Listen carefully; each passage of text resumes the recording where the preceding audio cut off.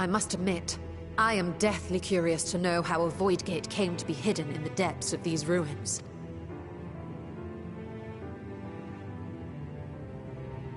To tell that tale, we must first peer far to the south, and even further into memory.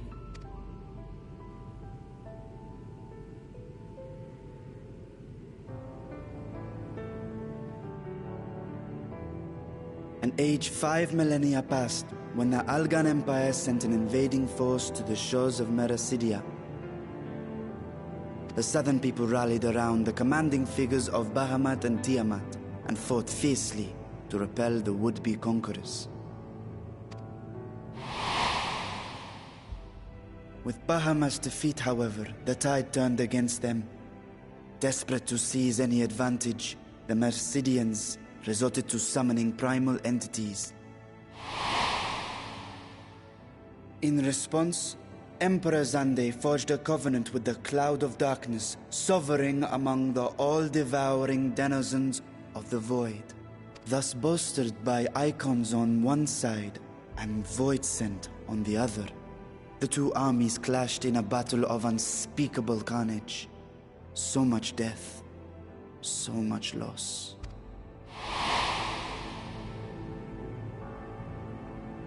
I consider myself well versed in that period of history, yet you speak as one who witnessed it happen.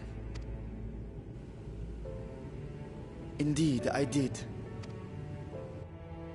I heard Tiamat's roar of defiance and sped toward that war-torn land.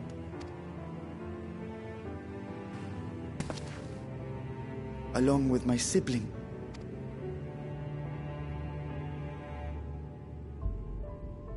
We dragons are not male or female as men are wont to classify, but elder sister is the closest a mortal tongue can come to describing what she meant to me.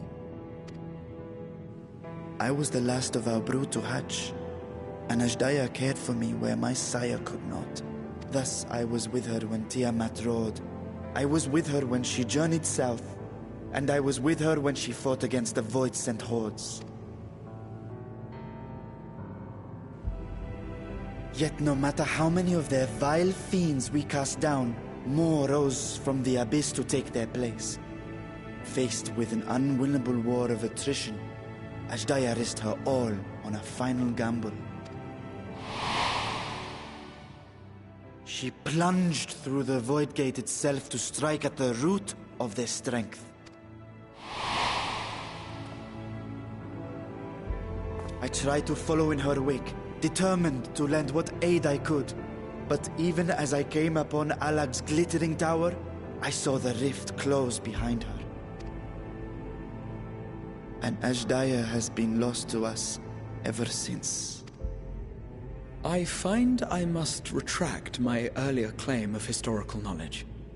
Nowhere in the Crystal Tower's archives did I see mention of such noble sacrifice. That does not surprise me.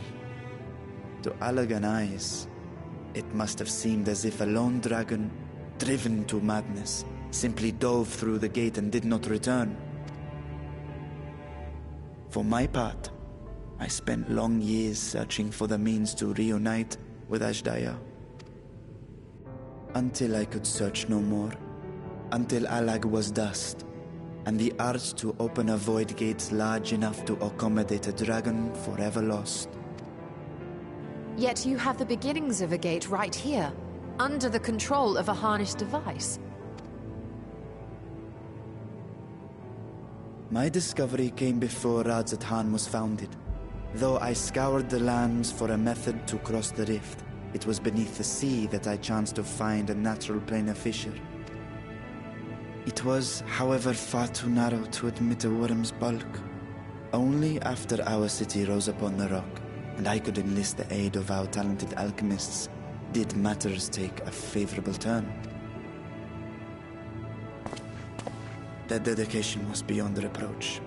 Tirelessly they worked to expand the fissure, and after decades of toil, it finally grew to a size that a child might pass through.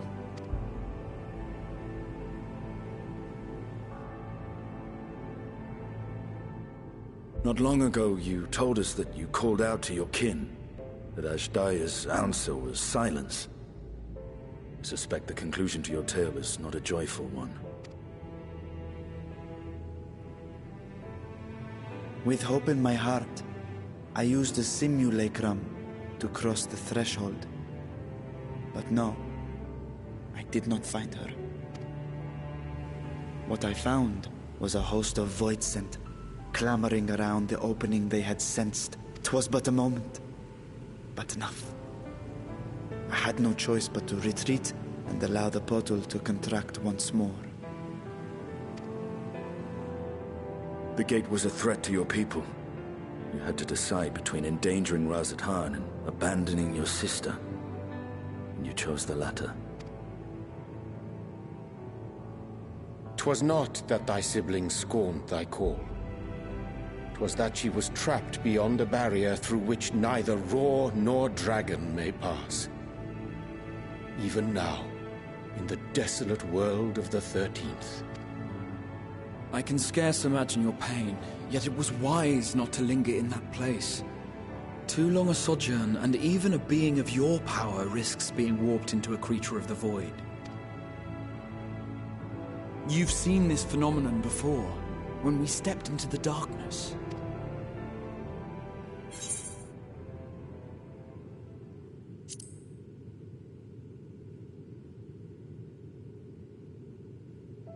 As did I.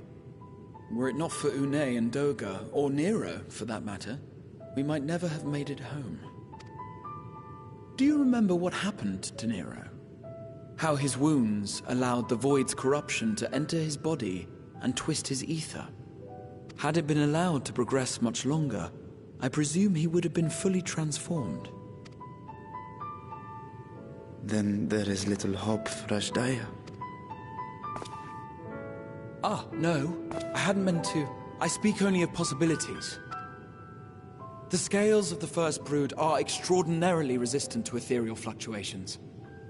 They are the protective talisman's core components after all, and even the corruption I described would struggle to overcome. Of course. With the warding scale in one's possession, one could conceivably survive a stay in the 13th without being warped by its energies.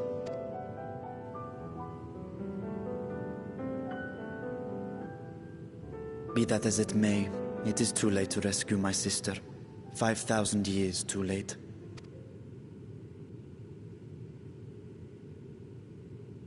And now countless others look to me for guidance and protection.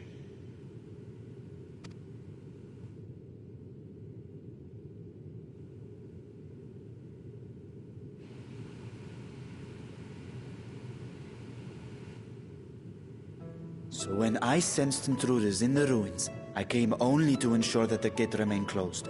That, and to secure the treasure, of course.